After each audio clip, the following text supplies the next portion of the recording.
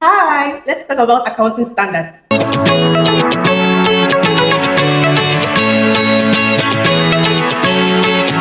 Welcome to episode 5 of Synopsis of Accounting Standards, and today we're talking about something very important. So, last episode we talked about IFRS 18, which was about presentation and disclosure of financial statements. Now, on the financial statement, what are the major items? Everything is important, but those items that companies don't joke with.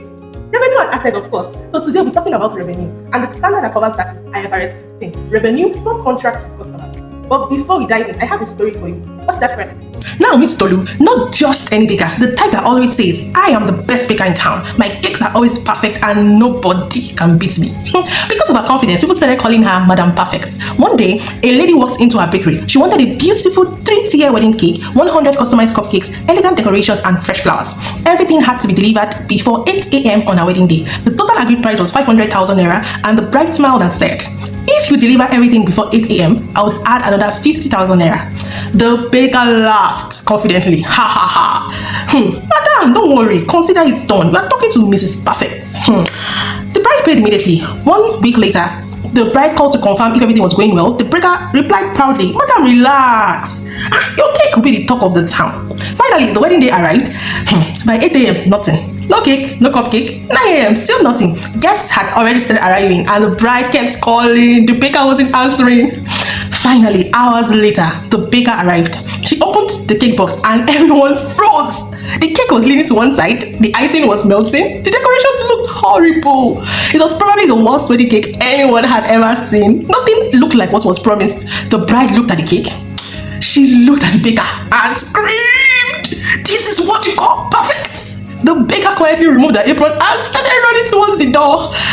The bride chased her angrily while the guests stood there in complete shock.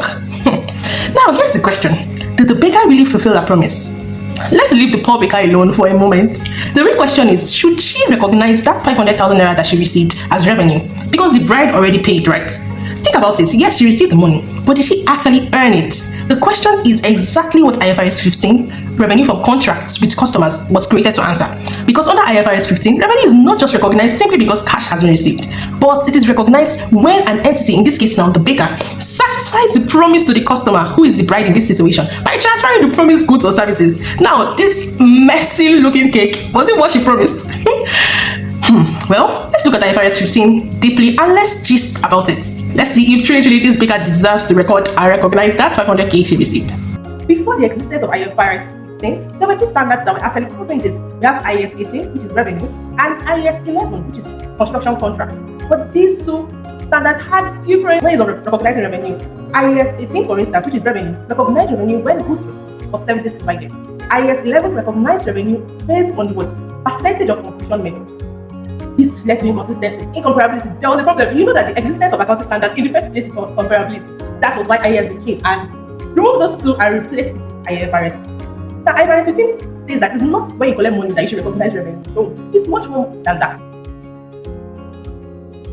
Now, let's go back to our story a little bit. Now, the baker, what was her ordinary course of business? Like, what does she do on a normal day? She makes cakes, right? So, in that case now, IFRS 15 would apply to her because the scope of IFRS 15 is that the revenue you are recognizing should be from the ordinary course of business. That's what you do on a normal day.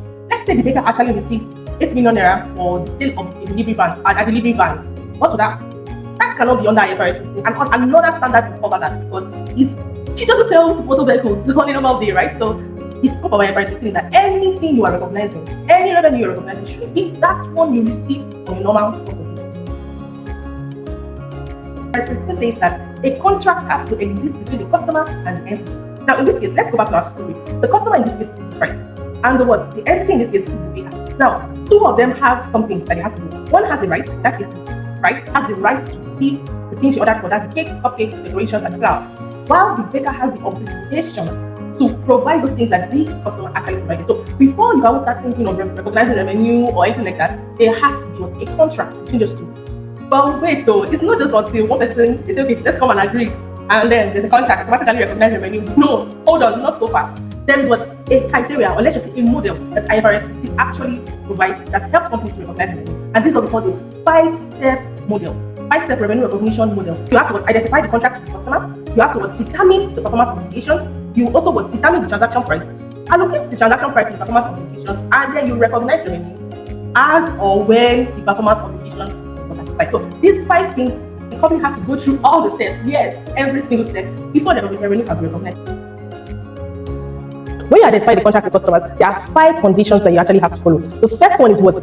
There has to be an approval from both parties. In this case, the bride approved that the baker would actually prepare or bake the cakes and provide the decorations and flowers, and the baker approved that yes, I am responsible for doing it. So 2 of them actually approved. There was a contract between both of them that okay, yes, I know I have a right and I know you have an obligation to settle to me or something like that. So there was an approval. So tick. The second thing they have to do is what? They have to identify the rights of both parties. In this case, the bride has the right to receive her cakes, decorations and flowers, and the baker has the right to receive her payment. The third thing they have to do is what? The payment terms. Who is paying? How are we paying? What's the payment going to be like? So, and this was not to be a problem in our story because the bride actually paid immediately. So that one is ticked. Then they also have to look at something very important, which is commercial substance. That's a big word. But in summary, just basically saying that the 2 parties, their financial position has to change. In this case, the bride is starting with 500,000 naira, and don't forget, she also promised 50,000, so that was also going to be part of the payment terms, right? So in this case, think of it like the bride's purse, money is leaving the bride's purse into the baker's hand. So the 2 situations, the 2 parties' financial position is actually changing. So yes, finally, is it probable that the money will actually be received? Because this is that you're saying you have approved, they have commercial substance, payment terms have been agreed on, the rights have been determined or decided, and then the money is not coming to your hands. Then what revenue are we recognizing? Obviously, it doesn't make any sense. So, but then in this our case, we don't have a problem with that because the bride actually paid immediately. Now, performance obligation is simply saying promise to transfer goods or services. In summary, just saying that one party is promising another party that I'll give you a particular good, or I'll provide a particular service to you, or give you some goods. Basically, that's just what performance obligation is talking about. So there has to be a promise made. Because if you're saying that we have a contract, okay, now we have a contract, what is the contract going to be about? What am I expected to receive as the customer? The entity, what are you expected to transfer to me as the entity? So there has to be a promise. And then if you observe the side what's distinct.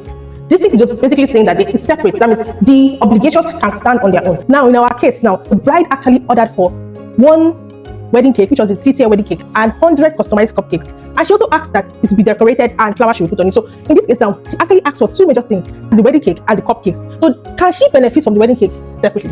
Like if, let's imagine now that the baker doesn't actually deliver the cupcakes, can the wedding still go on? Yes, she has a wedding cake. Can she also still benefit from the cupcakes separately? If the baker doesn't bring the wedding cake and only brings cupcakes, fine, it may not really be attractive to be sharing cupcakes on your wedding day, but she can still share the cupcakes. So cupcakes are different. So they're 2 separate performance obligations. Now, when we are saying that performance obligations are not separate or they're not distinct, what we're just trying to say is that the customer cannot benefit from that thing separately. When you are doing, when you're trying to calculate your revenue, you have to know this performance obligation, is it separate? Is it distinct? We need to combine them together so that we will be able to determine the revenue appropriately. Now, after determining the performance obligations, now you have been able to know, okay, these are the performance obligations that we have. The next thing to do now is to determine the transaction price. Transaction price is simply the consideration that the entity expects to receive from transferring goods. Complex, right? In summary, just basically the money you're expected to receive from the customer, right?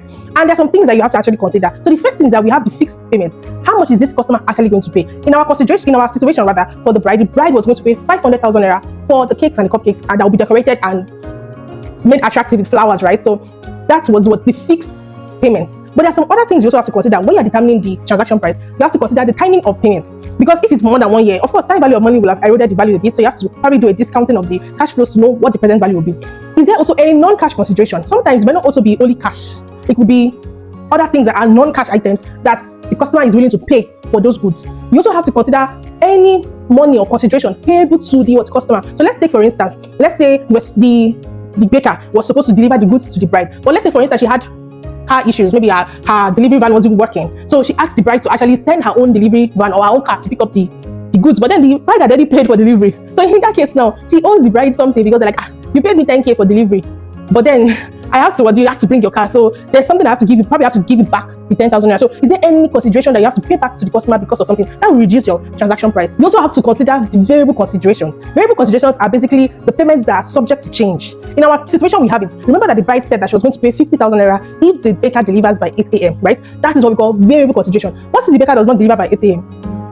You understand? You're just supposed to recognize this. No, so that is still conditional. So you can only record it according to IFRS 15 if you are sure and confident that yes, you're actually going to receive this money, or if you have actually fulfilled the obligation. So that's, can you see why it is necessary to actually separate these things? Because now, if the baker just supposed to recognize 550,000 and eventually, just like she did not even come on time and she came with the worst cake anyone has ever seen. Now we should now go back to be saying, investors or anybody that's seen my financial statement, please cancel that 50,000. I don't earn it. No. So it's what you are short. And that's why I say that it's the fixed payment of 500,000 that she will actually record first. Then when it's probable that she's sure or confident that she will receive that 50,000, which is the variable consideration, then she can record it. So that's how to determine the transaction price. Now, the next thing you have to do is allocate that transaction price to the performance obligations. I've been able to determine that we have two performance obligations: the obligation to deliver the 3-tier wedding cake and to deliver the cupcakes, right, which will be decorated and flowers will be put on it. So in that case now, we know it's 500,000 that is the transaction price. That's the fixed. Remember that we cannot record the 50,000 variable consideration yet, right? So how do we know how much is to be allocated to the wedding cake and to the cupcakes? We just say divided by 250 here, 250 here. No, we will have what we call stand-alone selling price. That is the price that the entity will have sold that goods on a normal day. So let's say on a normal day, the baker actually sells 100 cupcakes for 100,000 naira. So in that case now, and she sells the 3-tier wedding cake for 400,000 naira, and that's how she got the total of 500,000. So it's very easy for us. So we'll just say, okay, the total amount. So let's have it now. For the cakes, for the 3-tier wedding cake, we have 400,000. For the cupcake, we have 100,000, which gave us 500,000, right? So if you say 400 times 500, will give us the percentage of the standalone selling price for the cake, which is the 3-tier wedding cake, and 100 divided by 500 also give us what? 100 divided by 500 will also give us the percentage for it. So in that case now, we can all, since we even know the price, don't we need to disturb ourselves too much. We will just say what? 400,000 for the wedding cake and 100,000 for the what? For the cupcake. So that's how to determine the transaction. That's how to allocate the transaction price. But then there's some situations that the company will not be sure of the price. Let's say, for instance, the lady has never sold 100 cupcakes before, or she has never done a 3-tier wedding cake before. How would she not do it? So IFRS 15 rather allows for what we call estimation. So you can estimate the price, but you know it has to be something reliable. Not that you're not gonna estimate 5 billion naira. No, it has to be something reliable. And you know what we call prudence concept. Prudence concept is just saying that when you're making estimates, you have to be cautious. So finally, we can now recognize this revenue. We have been able to identify the contract. We have been able to determine the performance obligation. We have been able to determine the transaction price. We have allocated the transaction price to performance obligations. Let us now finally recognize the revenue. So what is IFRS 15 saying here? IFRS 15 is saying that there are two ways you can recognize revenue, because sometimes the entity would, or the customer in this case, will benefit from that promise over time, and sometimes at a point in time. And they also said that before you can recognize revenue, you should have fulfilled your promise. But then over time, it's saying that if you are fulfilling your promise gradually, let's take for instance, let's say you are a construction engineer and you are building a 2-story building. You understand? So let's say when you build the ground floor, the customer moves into the house and starts living there while construction is still going on. You know, some people actually do that. So before the house is completed, they will complete a part and be living there. So in that case now, while the construction is going on, the customer is benefiting from it. So that means that case now you'll be recognizing revenue over time. Maybe when you finish one bedroom, you recognize the revenue for that. When you finish the second bedroom, so as you keep satisfying your performance obligation and fulfilling the promise, you will keep recognizing revenue. The second way is at a point in time. Now, this is one that applies to our story. Of course, we couldn't have used over time for our story, right? Because with the bride be recognizing revenue for half cake. No, so at a point in time is when control has actually passed on to the customer. That is when even though she brought nonsense cake, but when the baker actually brought the cake and the bride can actually share the cake to her, like she has received control of the cake. Okay, thank you for giving me my cake. Bye bye. Now that's when you can recognize revenue. So those are the two ways that revenue can be recognized. And for the overtime as well, the IFRS 15 actually says that we have input method and the output method. The input method is just saying that you are recognizing revenue based on the effort you have put in. So in that case now, we have said that overtime is a situation whereby probably the customer started leaving the house while construction is going on. So it could be that the customer will be paying the money, or rather the entity will be recognizing revenue based on the number of hours they have spent. It could be based on the number of labor hours they have used. So maybe after we spend 50 hours on the project, we recognize the revenue. The next 50 hours, we recognize it. So based on the inputs you are putting. Another way is what output. I think this is actually what I prefer. Based on the work you have done, the results you have made. So just like the example I used earlier, if you finish one room, recognize revenue. Finish the second room, so I think I prefer that one, in my opinion, actually. So go to the comment section now and tell me, do you prefer the input method or the output method? And did you also observe that we did not say recognize revenue when cash was received? No, it's only when the performance obligation has been satisfied. That's whether you're satisfying it over time or you're satisfying it at a point in time. But the performance obligation must be satisfied. That means your promise must be fulfilled before you can recognize revenue. How do we now show all of this in our books? Let's go back to our story. Let's tweak it a bit. Let's imagine that the bride eventually accepted the cake because the wedding had to go on and they needed the cake. Let's say they just patch it for the pictures. Now, in that case now, control has actually been passed. So according to IFRS 15, revenue is recognized when performance obligations have been satisfied by transferring the control of the promised goods. So once the control of the promised goods has been transferred, that means what? The customer now can use it or use the goods or service the way he or she likes. In that case, he has control over it. That is when you can recognize revenue. So in that situation now, the vendor, which is the baker, can actually recognize revenue That means what she would initially, the accounting entries she would initially do is what? To debit cash, but she will not credit revenue immediately. She will credit what we call contract liability because it's a deferred revenue. Then when she now eventually everything is satisfied, everything has been, control has been passed, the client has accepted, which is the bride in this case, then she will now remove it from contract liability account by debiting it and crediting revenue. But the 50,000 variable consideration would not be recorded because she didn't deliver by 8 a.m. Let's now tweak the question a bit. Let's imagine that the bride said, "Take this cake out of my face. I don't want to see it here." That means what? In that case, control would not be passed. And remember that according to IFRS 15, I'm repeating it again because it's very important. Control is revenue can only be recognized when performance obligations have been satisfied by transferring control. Who are we deceiving? In real life, have you ever had a sensation of what I ordered versus what I got? So sometimes the performance obligation or the promise in this case might not be 100% satisfied. But the question is, has control been passed? When you're thinking of IFRS 15 or you're thinking of revenue, recognizing revenue, ask yourself this question: has control been passed? If yes, recognize it. If no, do not recognize it. Now, for the variable consideration, let's assume that the baker actually delivered within the time frame. So in that case now, she will debit cash and credit revenue. In this case now, that means our cash account will be 550,000 and our revenue account will be 550,000. But we don't need that in this case because she did not actually fulfill the obligation. So in summary, IFRS 15 is a standard that actually helps companies to recognize revenue, tell them how to recognize revenue, how to disclose it on their financial statements. And it says that revenue should be recognized when performance obligations have been fulfilled by transferring what? Control of goods to the clients. And they gave us a 5-step model. I know IFRS 15 actually replaced IAS 18 and IAS 11. The first step is to what? Identify the contract. In our story, we're able to do that by saying that the bride and the baker actually agreed. So was there an approval? Was the right identified? The right of both parties identified?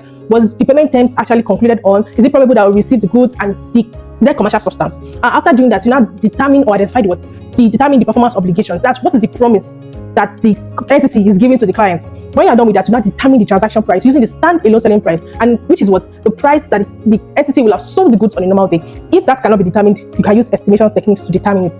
And remember that there are other things you have to know when you're determining the transaction price. You look at the fixed payments, you look at the non-cash considerations, any consideration payable to the customer. You would also look at the variable considerations, which we had in our case, which was 50,000 naira. And you also have to allocate that transaction price to the stand-alone prices. And finally, when you're done with that, you can now recognize revenue as or when the performance obligation has been satisfied. And don't forget, performance obligation has been satisfied when control has been passed to the client or the customer. So that's all about IFRS 15. I'll see you in episode 6.